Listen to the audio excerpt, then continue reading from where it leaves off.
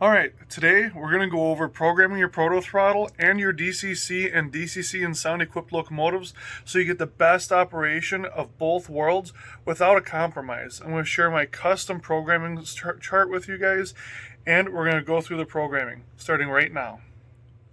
Alright, so we're going to start programming a few locomotives to run with the Protothrottle, but not to make the full use of it. So we're not going to have all the independent lighting features, all the crazy stuff, all the momentum.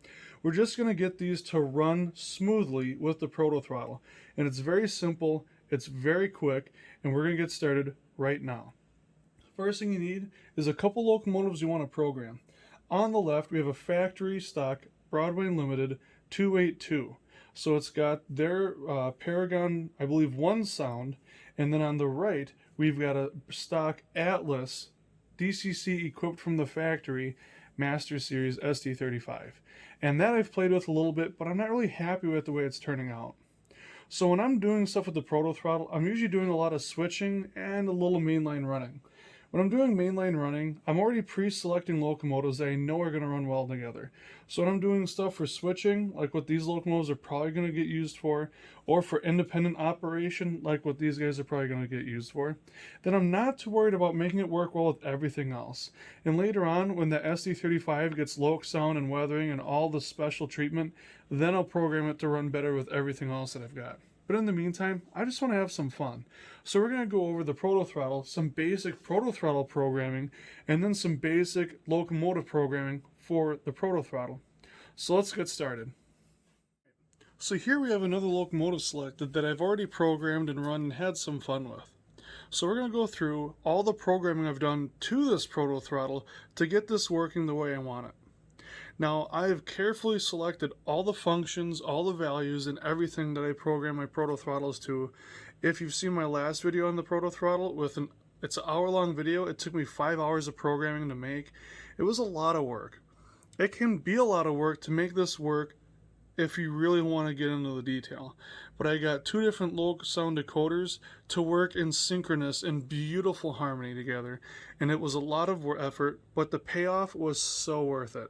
And that's been the inspiration for this video.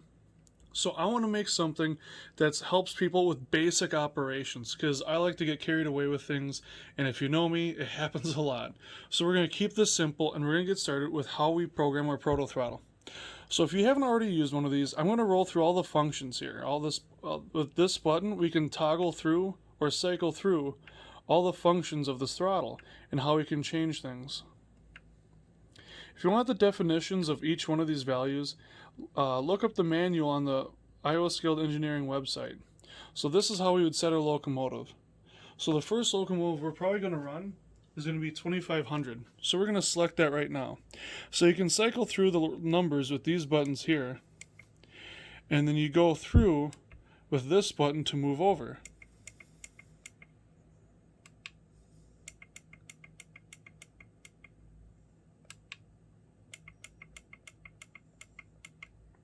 There we go. And then to save that, we'll press the bottom left button here. Now if we want to go back to the main menu, we hold this button and it takes us back. And then we just press it again to cycle through. So we were at set locomotive. Now if we want to go back to the last screen and cycle back through, we just hit this again, and then we just press this to cycle through. So I don't use a lot of this stuff. I don't get too crazy into here. I just want my locomotives to run like perfectly together. So what I'm going to do is go through all of this for you guys here real quick. So those are all the pages within the Protothrottle that you can program. Some of them are for the command station, some of them are for the throttle, some of them are for advanced features, but I keep things pretty simple. So we're going to go back to config function. So I don't really mess with the factory functions on the locomotive as far as the basic operations. I don't want that to change. So the horn is still F2, bell is still F1. The brake, now that's for loc sound equipped decoders. As far as I'm aware, I'm not familiar with the Tsunami 2 stuff. I haven't played around with that with the Protothrottle yet, other than past what I'm about to show you. So I just leave that alone. I don't mess with brake off.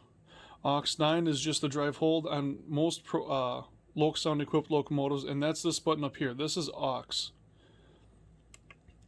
Engine on, and that you'll go through the settings like I just showed you to use. Engine stop. I don't have that selected because if you select engine off, it'll press F8 again. So that'll make sure that the engine goes off.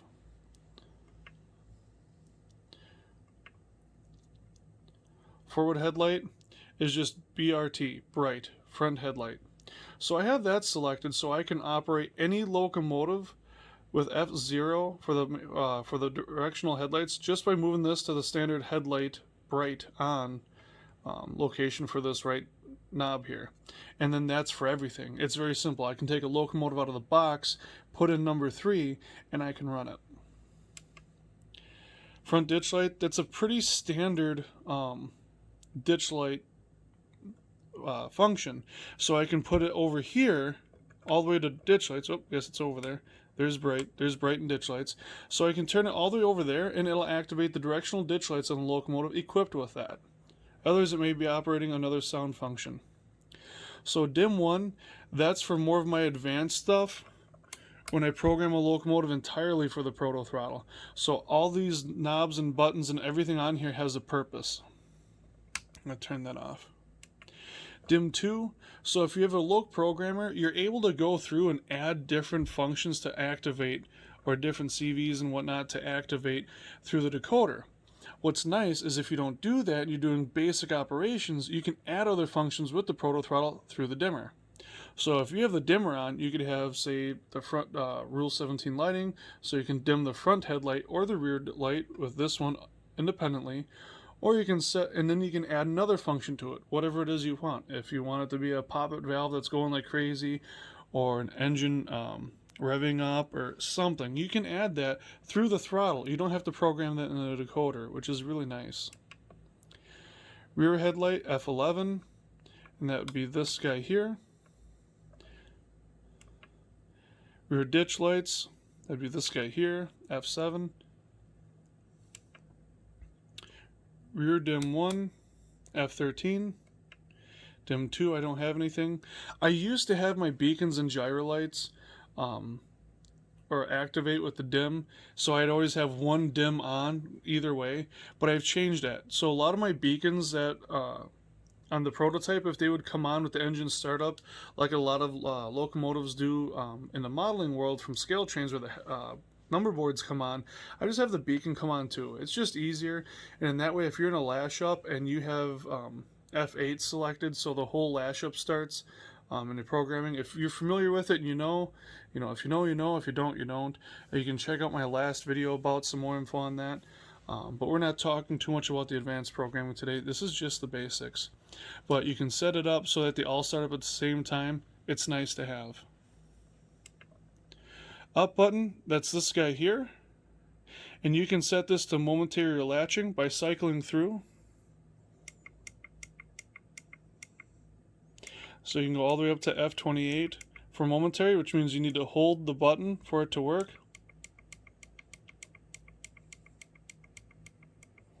And then for latching, all you have to do is press it once and it'll stay on until you press it again. For instance, these two buttons are mechanically latching, so if you depress it, it stays down, which means it's on. If you release it, it comes up. Same with this guy here. Down button, that's this guy here. He's set for F4 latching, which means the other guy needs to go back to F5. All we have to do is cycle back through.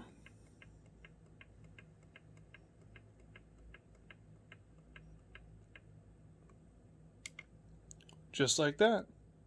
So now that we're done, I can save that. And because we're done with that, I can back out. Now for the screen, to have the backlight on, which I prefer to have, especially while operating on, in darker light and stuff, if I don't have all the lights behind me on, I like to have this lit. It goes through battery a little bit quicker, but my throttles seem to respond very well to Duracell batteries. I've used Energizer, and for whatever reason, they seem to go just a hair quicker.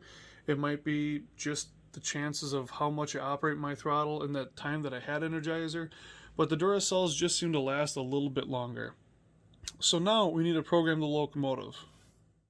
So we've got this SD35 here, which has got a factory installed decoder from Atlas.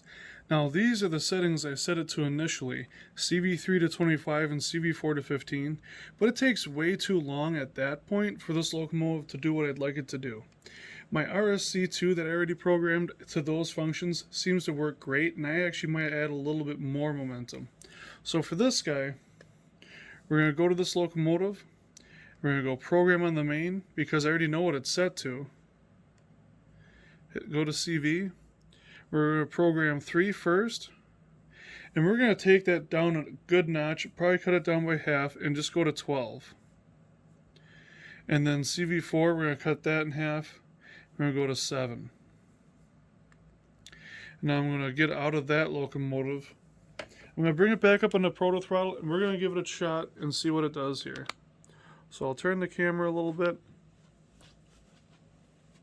I'm not doing anything crazy on the Protothrottle, I'm just turning it on with the bottom left button by the screen. So we're going to put it in forward. Headlight is on here, headlight's on there.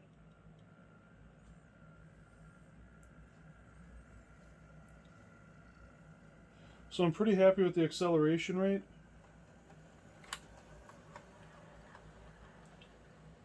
And the deceleration rate isn't too bad either.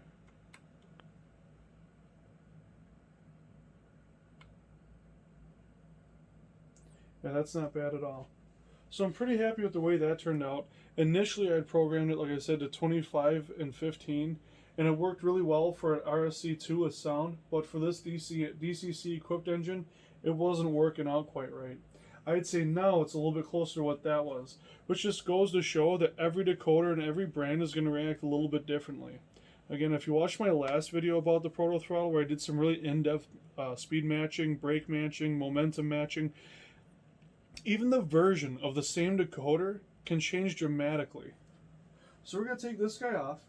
I'm going to load that BL or that 282 to the track, and we're going to get started.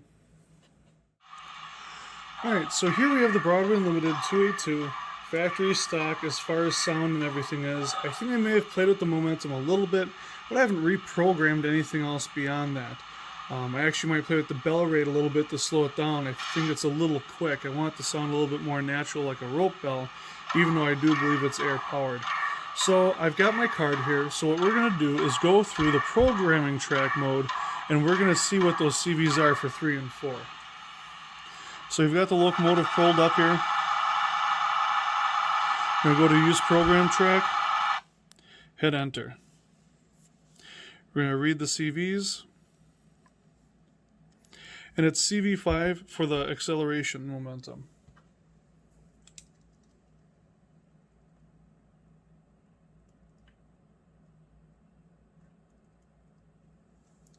And that's not a whole lot, but Broadway Unlimited does a really good job of smoothing out their locomotives and already applying some momentum. And so at this point, I'm not sure if that's factory or if that's something I added. So that might act differently when I go to use it on the Protothrottle. So now that we know what that is, we're going to select 4 and see how much we have there. And that's 5 as well.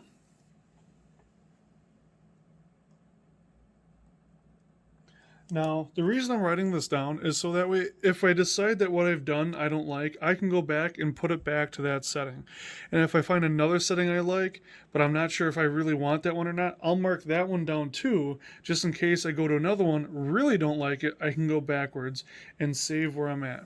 Anytime you're programming, always take thorough notes. It pays tenfold if something goes wrong. If you're using a Loc programmer or any programming system, save the original file from the locomotive new out of the box. Always, always, always. I always save it as whatever the road number is, whatever the road name is, and then OG for original. So now we're going to go through, we're going to add a little bit momentum, we're going to add a little bit more acceleration than we are deceleration, because the deceleration rate isn't too bad, but I want it to slow down a little bit slower. So we're going to put this in here. It's at 5 right now. I think we're going to put it at 10 and see what that does. And we're going to put this at 15 for the acceleration for CV3. We're going to give that a shot. And I'm making note of what we changed it to, and now what I'm going to do is get it into a different locomotive here so that I don't accidentally get into a fight. So now we'll go back over by the I'll go over by the Protothrottle. I'm going to have you guys hang out right here. Get ready for some noise.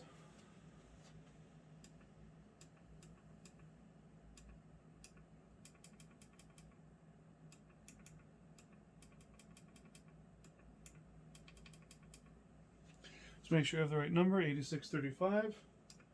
Cool. Saved. Now what's nice with Broadway Limited is it won't turn on, the sound won't turn on until you start moving. So I've got in the forward direction here, I have the headlight on, so now I can start moving.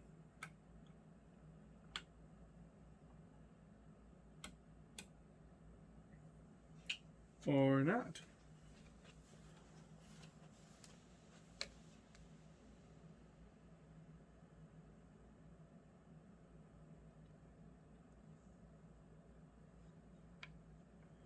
I'm not getting any response from the system. So I'm going to unplug it, wait 10 seconds, plug it back in,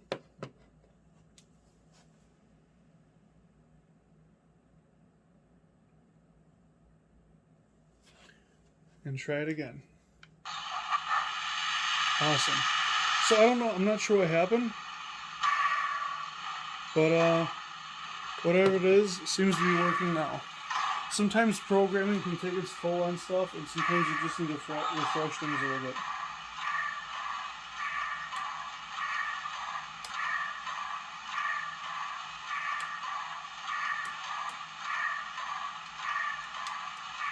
Oh, I think I know what I did here. Make sure you have the right road number in. It helps dramatically. There we go.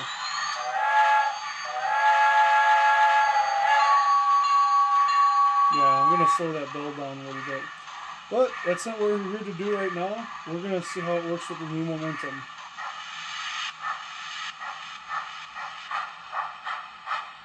That's notch 2. That's notch 3. Notch 4.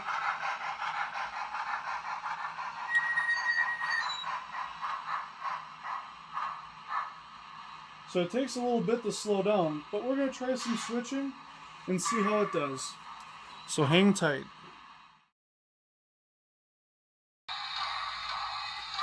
So I'm actually going to admit I'm very happy with the way this programming turned out on this engine.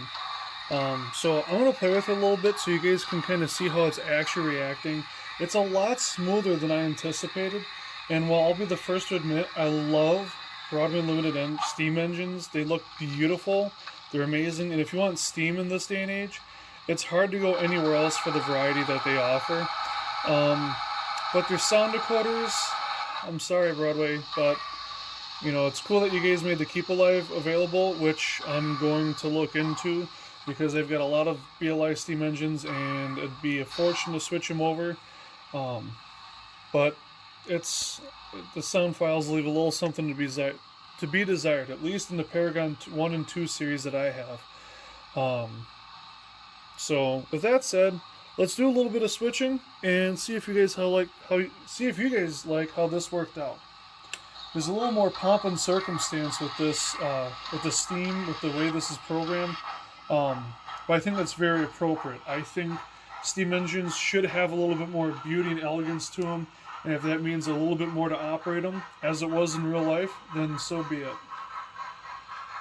But because of the excellent programming that Broadway puts into all their engines, it operates very, very smoothly at slow speeds, which makes operating it with the Protothrottle an even greater pleasure.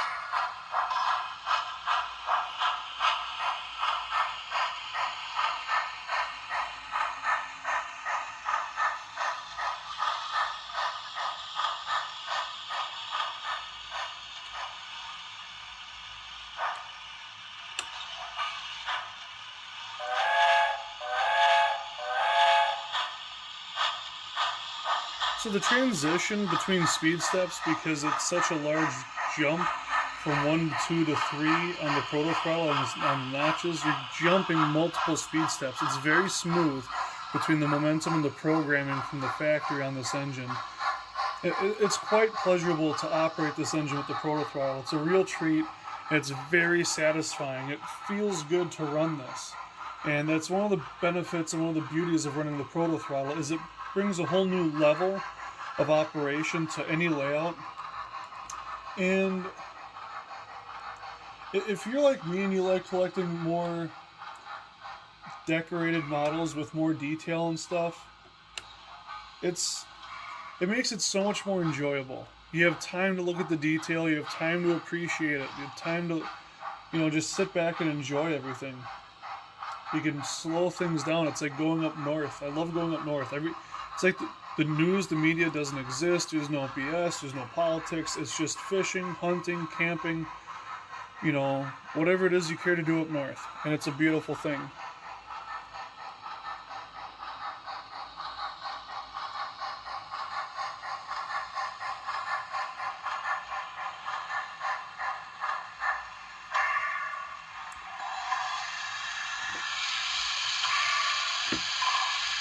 So, that's some basic programming for these two locomotives. You guys can take this, do what you will with it. You can apply it to your locomotives. You can apply it to, whatever you guys want to do with the Protothrottle. Let's see here. For that, I actually had to turn the engine on, because for Broadway Unlimited, you activate F8 to turn the sound off, because it activates automatically when you put it on. It's much quieter now. In fact, I think I might add this caboose in the back here to add a little touch. For those of you who don't know, the irony of this is that there's a fair chance in the prototype that caboose would have been made from that tender's frame. So the Protothrottle can add a lot of value to your layout, particularly if you like operations. If you just want to see trains run, I don't know that it's the best investment. Maybe it'll convert you to do some switching, but it's a very satisfying feeling having the knobs and having the handles and the buttons and stuff. Instead of a keypad, it's more interesting to look at, it's more fun to look at, and it is certainly more fun to operate. It's something I can't get enough of. So now that I've programmed this engine, these two engines, and a couple others to this, I'm probably going to program everything else.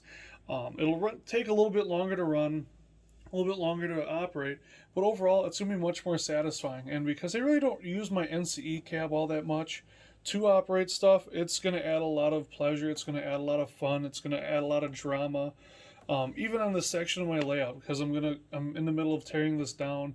I'm going backwards to go forward and improve everything. I've got probably 35 linear feet here of switching I can do, and it's very enjoyable. I could have an intermodal yard, a grain facility, whatever it is. I just have the latest stuff I got from weathering that I put on here and I operate just to use it, break in the couplers and whatnot. But it's so much fun to operate a Protothrottle. If you've considered it and you have the funds, I highly recommend you pull the trigger. If you're considering it and you don't have the funds, I highly recommend saving up for it or finding out someone near you who has one that you might get to use.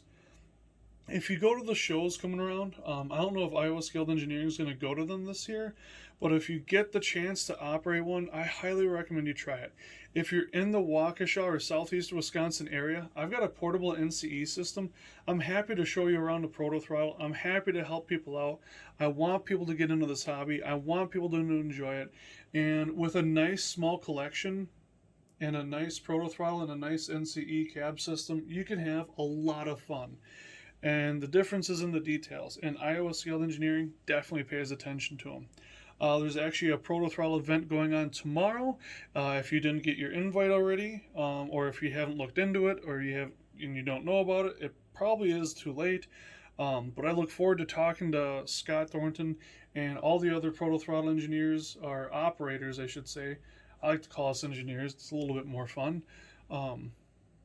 But it'll be a very interesting meeting, asking some questions, seeing what might happen. And they've added more features to the newer updates for the software and stuff on these. I'm happy with it. I'm happy with where it is. I don't need to sit here and do a tug test and pressurize the lines and all this other stuff. I'm very satisfied to operate it like this. And if you are too, God bless you. Because you know what? This is where it's at for me. And if you can have this much fun, you would probably never leave your basement either. So until next time, you guys take care. I love you all. Have fun. TGIF. And take care.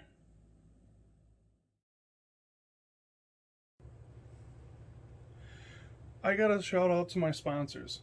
Everyone I work with is awesome. The stuff they do is phenomenal. I wouldn't be working with them otherwise. Superior Scenics has locally sourced crushed stone. They put this stuff, they make it themselves, they bag it and everything. They've got a ton of variety. Check out their website today at superiorschenics.com. They also have trees and other scenery products, rock molds, etc., that you can use to build your layout and make it better. What better than to use actual pink lady or actual crushed stone on your layout? It looks way better than the competition, it handles way better than the competition, and it's just as affordable. Next, we have Small Scale Innovative. Little HO scale signs are not easy to make. You don't see a lot of people doing them. In fact, I think he might be the only person left. With orange construction barrels, well, guess what? It's spring. You're going to see these guys everywhere. Custom signage, he makes it. Whatever it is you're looking for, he probably has it or he's willing to make it for you. Check him out today at ssinnovative.com. And last but not least, Milepost 70 Customs. Are you like me? You got a bunch of trains sitting around. You got to use them here and there, but you don't have time to really do anything with them. You want them weathered? Do you need new couplers put in? DCC and Sound, upgraded lighting, custom patchwork? He does it all. Check him out today at milepost70customs.com or on Facebook. Links in the description. Check him out today. Show him a little love because they show it to me. Thanks for watching Sean's Trains, and we'll see you in the next video.